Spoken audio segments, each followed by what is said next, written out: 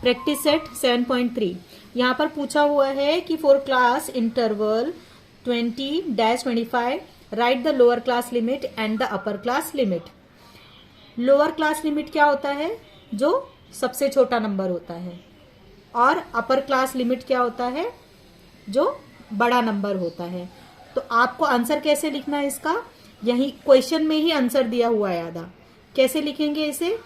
यहीं से देखकर लिखेंगे। The lower class limit is equal to 20, the upper class limit is equal to 25।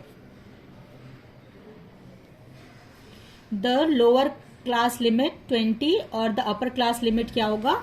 25। मतलब जो छोटा है वो 20 है और जो बड़ा है वो 25 है।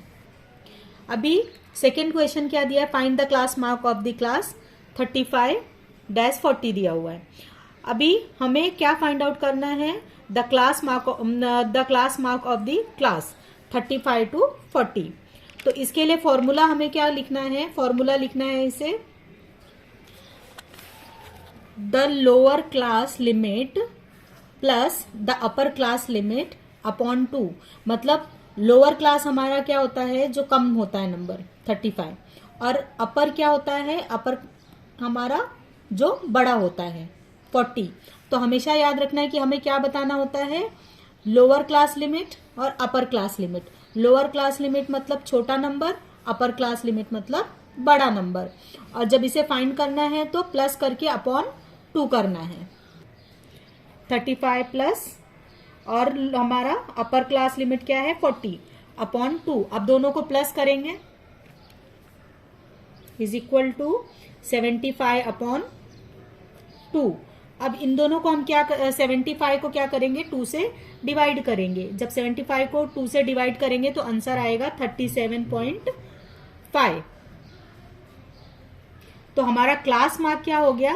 आंसर लिखेंगे the class mark of the class is 35-40 is 37.5।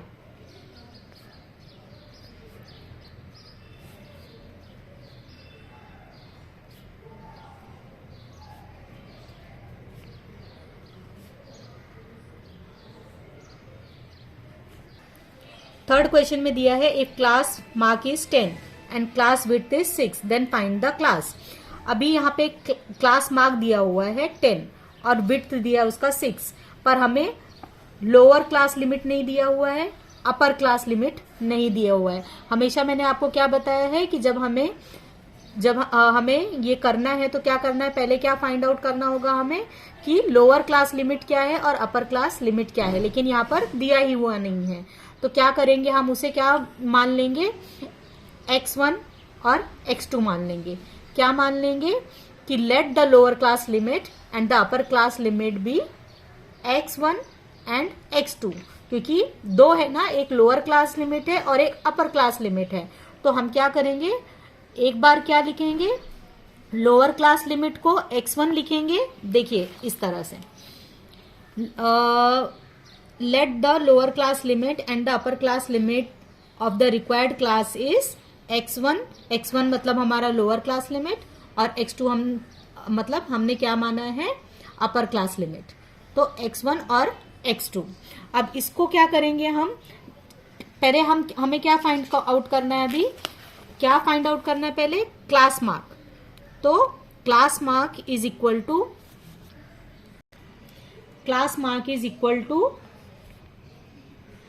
Class mark find out करने के लिए हमें क्या करना पड़ेगा? Is equal to the lower class limit plus the upper class limit.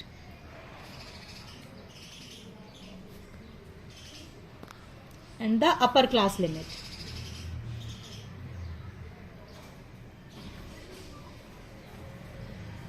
और मैंने जैसे आपको सेकेंड क्वेश्चन में सिखाया था, क्या होता है? अपॉन 2।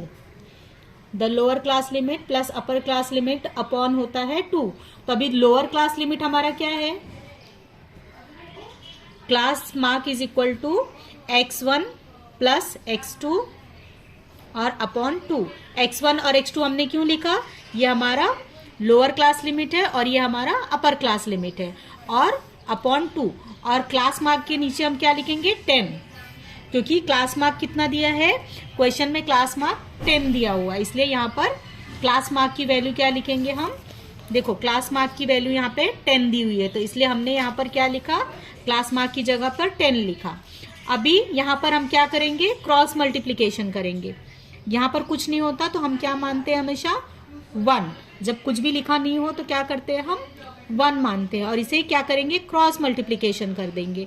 तो 1 को जब हम x1 प्लस x2 से मल्टीप्लाई करेंगे तो हमारा आंसर क्या आएगा, x1 प्लस x2a आएगा, इज इक्वल टू, जब 10 को 2 से मल्टीप्लाई आप करोगे 10 मल्टीप्लाइड बाय 2 हो जाएगा, तो x1 plus x2 is equal to 10 2 ज़ा 20 हो जाएगा। और इसको हम क्या देंगे, नंबर 1 देंगे। ये नंबर हम इसलिए देते हैं क्योंकि जब आगे सॉल्व करते हैं तो ये हमें नंबर्स के थ्रू इजीली सॉल्व करने में इजी हो जाता है। अब हमने क्लास मार्क तो फाइंड आउट कर लिया, अब बाकी क्या रह गया है फाइंड आउट करना, क्लास विड्थ। और जब क्लास की विड्थ हमें फाइंड आउट करनी है तो उसके लिए भी एक फॉर्मूला है। क्लास विड्थ फाइंड करने के लिए हम लिखेंगे formula, class width is equal to the upper class limit minus the lower class limit. Class mark के लिए हमने क्या किया, लोअर क्लास लिमिट और अपर क्लास लिमिट को हमने प्लस किया था, लेकिन हमें यहाँ पे जब विड्थ फाइंड आउट करना है तो क्या करेंगे हम, द अपर क्लास लिमिट को माइनस कर देंगे, किसमें से, द लोअर क्लास लिमिट में से माइनस करेंगे। तो अब क्लास विड्थ की जगह पे क्या है, क्लास विड्थ की वैल्यू यहाँ पर दी हुई है, क्लास विड्थ की वैल्यू दी है 6, तो हम क्लास विड्थ की जगह पे लिखेंगे 6 is equal to the upper class limit क्या है हमारा, अपर क्लास लिमिट की जगह पे क्या लिखेंगे हम, x2, क्योंकि अपर क्लास लिमिट क्या माना है हमने, x2, और माइनस x1, क्योंकि लोअर क्लास लिमिट क्या है हमारा, x1 है। ये क्या is equal to 6 is equal to x मतलब हमारा अपर क्लास लिमिट, x1 मतलब हमारा लोअर क्लास लिमिट। तो इसको हम अब देखो यहाँ पे हम x की वैल्यू को इस तरफ कर देते हैं, x square minus x1 is equal to 6 कर देते हैं, और इसको नंबर क्या दे देते हैं हम, सेकेंड नंबर दे देते हैं। अब क्या करेंगे, हमने जो पहला निकाला है, मतलब जो हमने क्लास मार्क निकाला हुआ है और जो क्लास विड्थ निकाला हुआ है, उन दोनों को क्या करेंगे हम, ऐड कर देंगे। मतलब जो हमने पहला निकाला था, यहाँ पर देखिए हमने पहला निकाल दिया था क्लास मार्क्स, तो क्लास मार्क्स हमारा क्या आया था, x1 plus x2 is equal to 20, that is 1 number. और अभी हमने क्या निकाला, क्लास विड्थ निकाला, तो क्लास विड्थ जो निकला है हमारा वो नंबर 2 है। अब इन दोनों को क्या करेंगे, हम ऐड कर देंगे, एडिंग 1 and 2। अभी 1 में हमने क्या लिखा है वो सेम टू सेम देख के लिख लेंगे। 1 में लिखा हुआ है x1 plus x2 is equal to 20, ये हमारा पहला है। और दूसरा हमारा क्या है, एक्स स्क्वायर, दूसरा है हमारा x square minus x1 is equal to 6। अभी इन दोनों को हम क्या करेंगे, ऐड करेंगे।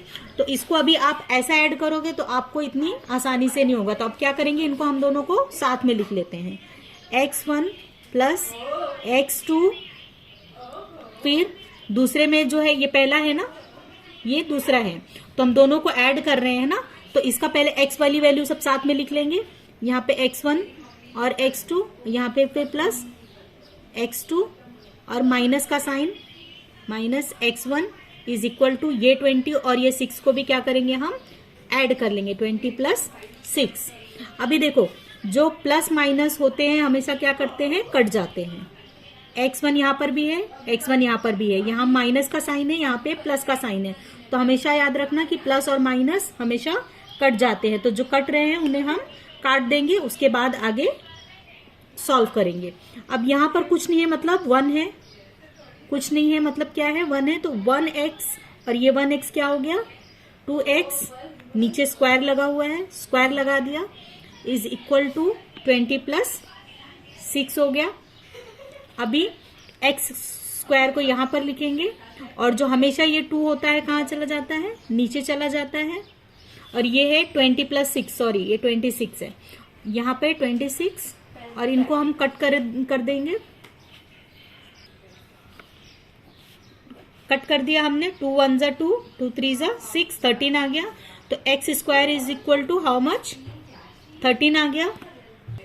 अभी हमें x2 की वैल्यू मिल गई 13, बट हमें x1 की वैल्यू पता है क्या? नहीं पता है, हमें x1 की वैल्यू मालूम ही नहीं है। तो हम क्या करेंगे, पहले क्या लिखेंगे, x1 प्लस x2, जो हमारा पहला वाला है, जो पहला हमारा है वही हम क्या करेंगे, क्लास मार्क का जो है यहाँ पर लिखेंगे, क्योंकि हमें क्या फाइंड आउट करना है, x1 फाइंड आउट करना है। तो क्या लिखेंगे हम, x1 plus x2 is equal to कितना है, 20। अभी x1 हमको पता नहीं, तो सेम एज इट इज लिख देंगे, x1 प्लस x2 की वैल्यू हमें मिल गई 13, तो वहां पे लिख देंगे 13 इज इक्वल टू 20। अभी x1 as it is equal to, हमेशा ये नंबर कहाँ चला जाता है, उस तरफ जाएगा तो माइनस हो जाएगा, तो 20 माइनस 13 आ गया। तो x1 is equal to how much, x1 is equal to 7। तो अभी हमको x1 कितना मिल गया है, 7 मिल गया है। तो अभी हमें दोनों वैल्यू पता चल गई, x2 13 और x1 भी कितना आया, 7। तो रिक्वायर्ड क्लास क्या होगा, जो छोटा नंबर होता है, जो लोअर क्लास लिमिट होता है वो क्या होता है, पहले आ जाता है। तो 7 सबसे छोटा है, तो पहले क्या लिखेंगे, 7। The required class is, the required class is equal to, सबसे छोटा नंबर कौन है इसमें से, 7 है, तो पहले क्या लिखेंगे हम, इज इक्वल टू 7 डैश, बड़ा नंबर अपर क्लास नंबर बाद में आता है, तो 13। इस तरह से ये हम सॉल्व कर सकते हैं।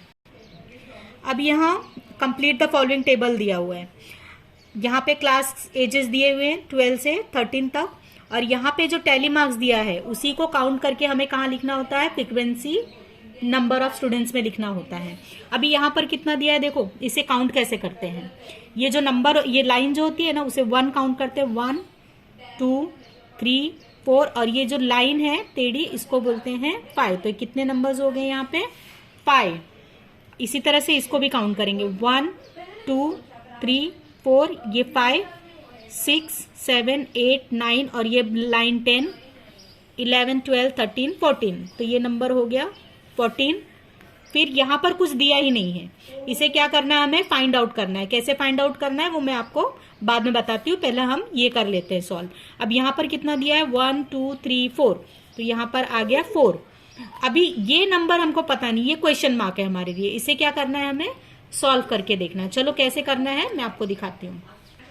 अभी क्या है, हमको वो पता नहीं है कि क्लास 14 से 15 तक का फ्रीक्वेंसी क्या है। तो क्या करेंगे हम, जो चीज हमको पता नहीं होती तो हम उसे क्या करते हैं, हम उसे एक नाम दे देते। जैसे हम उसको क्या मान लेते हैं कि चलो हमको नहीं पता है, तो हम उसको क्या मान लेते हैं कि चलो वो क्या है, वैल्यू x है।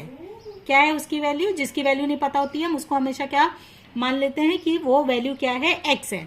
तो लिख लेते हैं, let the frequency of class 14 to 15 be x। Let the frequency of class 14 to 15 be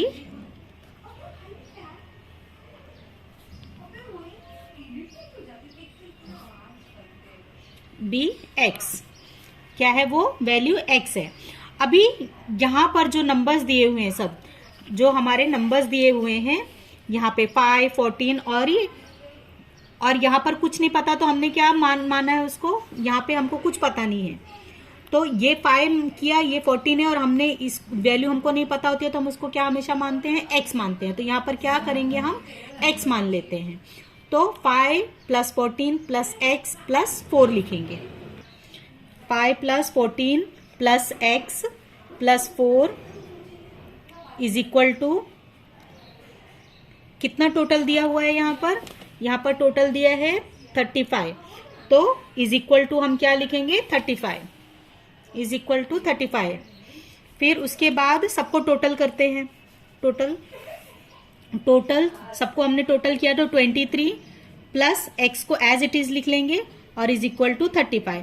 और मैंने हमेशा आपको क्या बताया कि जो हमारा x रहता है वो यहीं पे रहता है, और जो नंबर वाला रहता है वो राइट में शिफ्ट होगा। तो क्या हो जाएगा, 23 का प्लस साइन है, तो क्या हो जाएगा प्लस 23 से वो क्या हो जाएगा, -23। तो मतलब जब हम कभी भी यहां से राइट साइड में शिफ्ट करते हैं तो क्या हो जाएगा, जो प्लस रहेगा वो माइनस हो जाएगा, जो माइनस रहेगा वो प्लस हो जाएगा।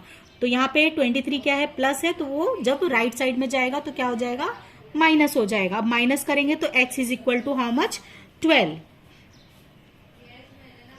तो हमें अब यहाँ पर क्या लिखना है, x की जगह पर जो हमने x माना था, यहाँ पर वैल्यू कितनी आ गई है हमारी, 12 आ गई है। तो हम यहाँ पे लिख लेंगे 12। तो इस तरह से हमें फ्रीक्वेंसी ऑफ क्लास 14 to 15 का मिल गया कि क्या है, उसकी फ्रीक्वेंसी 12 है। होप आपको सारे सम्स अच्छे से समझ में आ गया होगा। फिर भी अगर कुछ डिफिकल्टी है तो कमेंट करके आप पूछ सकते हैं। Thank you.